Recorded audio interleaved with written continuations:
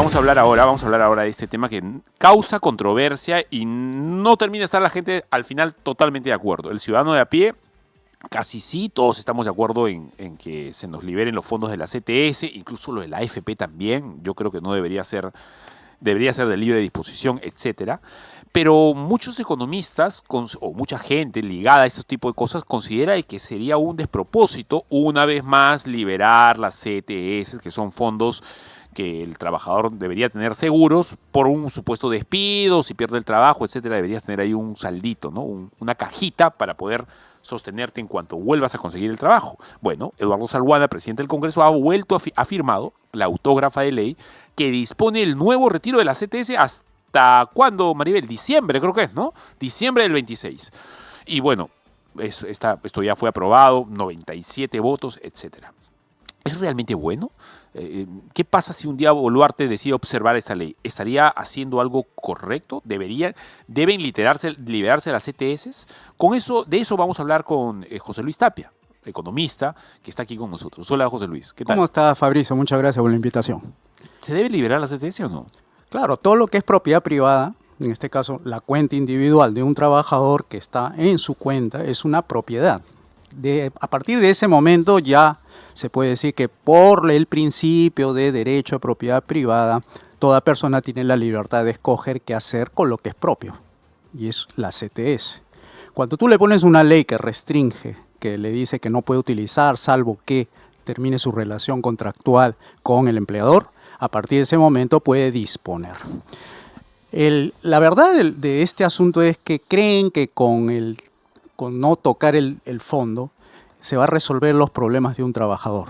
Y ahí ya están errados muchos economistas, incluso analistas políticos, diciendo de que se van a quedar sin futuro o que se desvirtúa ese fondo finalmente, ¿no? El tema de fondo es que no arreglan hasta ahora esos ingresos de los trabajadores, porque si ahorita están, digamos, debatiendo, ¿no?, sobre el tema de la informalidad laboral, que hay pocas personas se van a beneficiar de este fondo, que son 4 millones exactamente. Lo que sí es cierto es que no discuten hasta ahora qué hacer con esos 14 millones que no tienen CTS. Uh-huh. Este fondo lo que está simplemente haciendo es reiterando la evidencia de que una minoría siempre sale beneficiada de esta ley. Y hay que pensar en global. Si tú quieres ser un buen analista, un buen economista, tienes que considerar a todos en el mercado laboral, no solamente hablar de una CTS para un grupo de personas que tiene una relación. Yo estoy de acuerdo, está bien, ¿no? Nadie está diciendo que esté mal que tengan su CTS. Pero otra cosa es que la ley le diga a quienes tienen ya ese fondo que tú no puedes retirar, que es mejor que lo tengas, etcétera. Entonces, hay que cambiar este tema, ¿no? Este fondo, este CTS, ya no puede llamarse CTS. Eso se llamaría sueldo diferido, no es CTS. O sea, un sueldo que te lo pagan después de en mayo y en noviembre. Es un sueldo completo al año que te dicen te voy a depositar en mayo y en junio, y a partir de ese momento vas a disponer de tus fondos. Pero eso en realidad ya no es compensación por tiempo de servicio, sino es un sueldo que has ganado, que sería ya aproximadamente 15 sueldos. Claro, ¿no? porque la razón de hacer una ley o de permitir una cosa llamada CTS es un poco el razonamiento de el ciudadano no es capaz de ahorrar o de protegerse y tiene que venir papá Estado que piensa mejor que el ciudadano para obligarlo a ahorrar porque solo no puede. Más o menos ese es el razonamiento. Sí, bueno, esa es la máscara, pero lo que yo veo atrás es que le están haciendo un juego a los bancos. Los bancos quieren tu dinero, no quieren que lo saque, porque si lo sacan, ¿con qué ahorros va a poder prestar ese dinero que tú lo tienes ahorrado? Ese es el negocio de los bancos. Así que los que defienden esa idea de que no puede tocar, que es intangible, todos le están haciendo un juego a los bancos, sobre todo a 4 bancos que son esos oligopolios, ¿no?, que concentran el 75%. Entonces, lo que defienden, si querés, está defendiendo los intereses de los bancos. Entonces hay que arreglar este asunto de la CTS. La CTS no se puede llamar compensación por tiempo de servicio. Ponle sueldo diferido, otro nombre, pero no puede llamarse, porque ya el hecho de que las personas puedan disponer libremente su fondo ya rompe la naturaleza para lo cual fue creado. Y me parece bien, si está eso ya en su cuenta, es propiedad privada y punto. Lo que sí no me parece bien es que a los empresarios se les esté obligando a depositar una cuenta, o sea, un sueldo al año, porque son cargas finalmente que asume el empresario. Entonces, ¿tampoco estás de acuerdo con los aguinaldos de 28 de julio y de diciembre? O sea, yo no estoy de acuerdo con ninguna imposición que signifique que alguien tenga que pagar a otro lo que digamos, la ley dice. Porque esas leyes económicas que regulan el mercado laboral, las CTS, gratificaciones, más que mal, lo que hace es simplemente informalizar más la economía, hace de que pocos sean los beneficiarios de esas leyes malas y la gran mayoría, o sea, el pueblo en completo no se beneficie de esas leyes. Entonces está de cabeza el país, ¿no? Como tú sabrás, has hablado hace un ratito con un político, lo ve también de cabeza a su propia líder, etcétera. Entonces se ha desordenado el país está desordenado y hay que poner orden en ese sentido. Y eso se restablece derogando leyes malas, entre ellas la ley de la CTS, la ley de gratificaciones, porque con eso no vas a conseguir que el trabajo esté bien. Al contrario, lo vas a informalizar más y no va a tener derechos laborales de aquí para adelante. Lo que hay que hacer es las 5 reformas, que yo siempre vengo acá, cada vez que puedo decirlo, ¿no? Pero esas 5 reformas lo que pretende es hacer que los trabajadores ganen más. Significa reforma económica, reforma política, educativa, salud y pensiones, y con eso hace que el trabajador ya no tenga miedo, porque tiene miedo justamente porque sale de un trabajo, no encuentre otro. Entonces la CTS aparentemente solucionaría en 6 meses, 4 meses, mientras va encontrando trabajo. Pero la idea no es que un trabajador salga y no encuentre trabajo. El otro día estaba... Perdón, antes de entrar acá al programa estaba hablando con Carlos Adriansen, que fue invitado de Pancho de Piérola. Estábamos hablando un poco de historia y él me hacía recordar algo que yo no lo había olvidado. Cuando empezamos como república, el PBI del Perú era el 25% con respecto de las cosas que ocurrían en Europa, etc. Hoy, ¿cuánto es el PBI? 8. Ahorita está en dólares, son 252 mil millones de dólares. Ya, pero eso representa solamente el 50% de lo que existe actualmente, porque hay otra parte que es la informalidad. Si tú sumas 250.000 más 250.000, aparentemente sumaría 500.000 millones de dólares. ¿En porcentaje eso más o menos cuánto significa? No, casi 50%. O sea, hay un 50% que no está registrado y hay un 50% que está registrado. En medio de... y tenemos una tradición en el Perú de una economía que tiende más a ser socialista que otra cosa, proteccionista, digamos, ¿no? Un Estado siempre que se está metiendo en las cosas. Estas 5 reformas de las que tú hablas tienen que venir con una reforma además de entendimiento de lo que es el Estado, de la cultura del país. No es solamente reformas por hacerlas, es cambiarle la manera de pensar a la gente. Es correcto. Yo estuve nosotros pensamos como socialistas muchas veces y no nos damos cuenta, ¿no? Queremos que el Estado nos solucione problemas, claro, que nos ayude, que si no tenemos plata que nos den incentivos, que la empresa que no puede hay que ayudarla, etc. Eso es socialismo al final. Es socialismo con mercantilismo que favorece a ciertos grupos ahí, ¿no? Yo estuve la semana pasada en Cusco y les hablaba a los alumnos sobre este tema de las 5 reformas y ellos se han quedado así con la boca abierta, decían, pero esto no me lo han explicado, etcétera, y se lo hice tipo profesor de escuela, ¿no? Explicando. Tipo que entonces, mismo así, facilito. Es decir, desde su concepción del concepto, las escuelas, los políticos, o sea, lo que yo le estaba dando era una clase para una universidad, no estaba haciendo propaganda política. Entonces ellos entendieron eso y por eso que la razón de que tú me preguntas, ¿cómo no te han criticado? No, es por la seriedad con que nosotros abordamos los temas. Lo que pasa es que antes de entrar a la entrevista me comenta José Luis Apre que había estado en el Cusco, que sí, yo soy cusqueño, por supuesto, y conozco bastante bien a mi ciudad. Y me dice, me he ido a hablar de estas cosas a la Universidad de San Antonio. Y yo digo, ¿y cómo te han tratado? Porque normalmente ahorita en la San Antonio Abad del Cusco, la universidad, hay rojos hasta en la bodega, ¿no? hasta en el kiosquito, todos son izquierda. Entonces, ¿cómo te han tratado?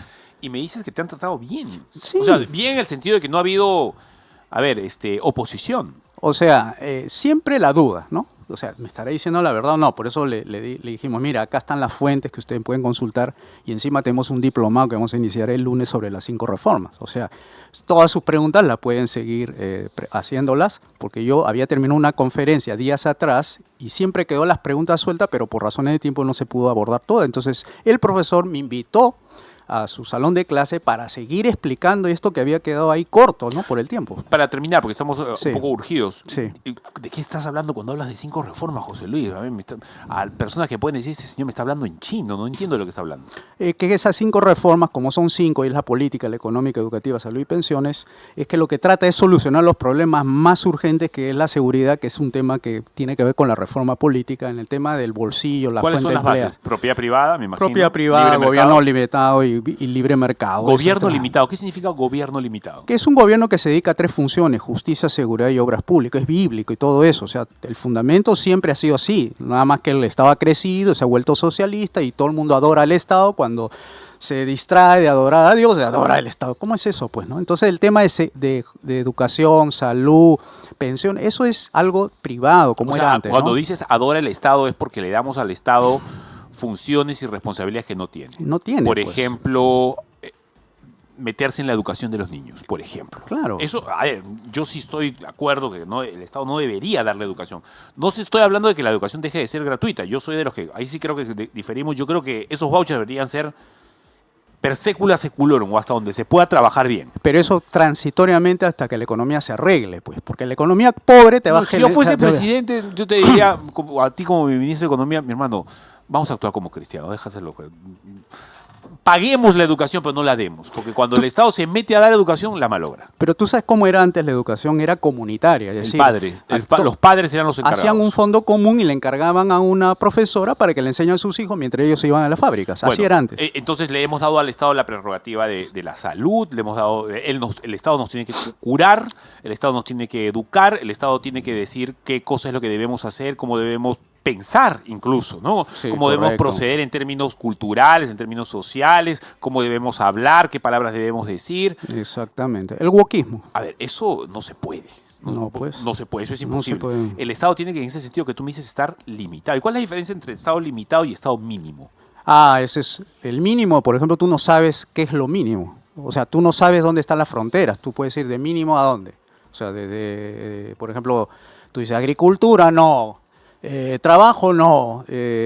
Minería, no. Pero ¿dónde está tu piso? Pues.